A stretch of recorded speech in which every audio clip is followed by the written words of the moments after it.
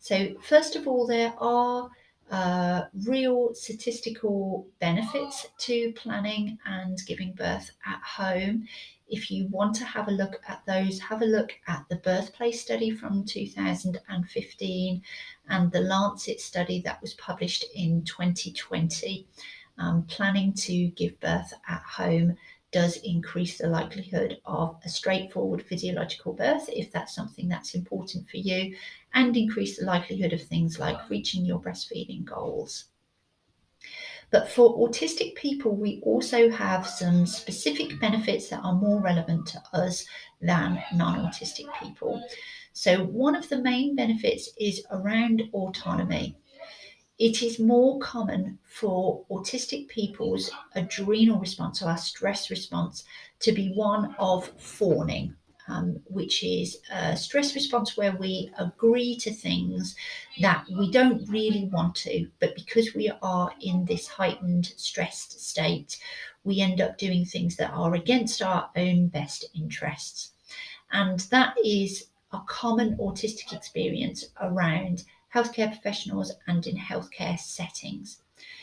At home, that adrenal response is much lower and it is much easier to retain control of the situation and healthcare professionals to be support personnel, as is their intended role, rather than feeling that the healthcare professionals are in charge and able to make decisions on your behalf.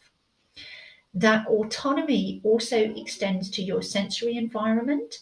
So at home, it is easier to keep the lights nice and dim, have whatever sound you find pleasant, whether that is silence, low music, white noise, or brown noise, or whether that is actually quite loud music, quite intense stimulation on that front.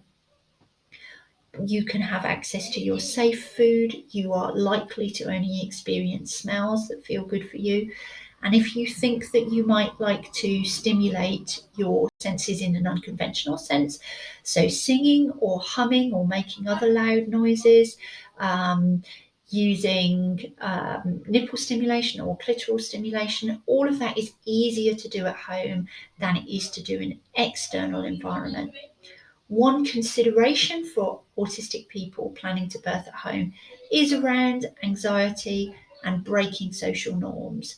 So it's worth doing some self-reflection as to whether it would be the best birthing choice for you. Thank you very much. I hope you found this helpful.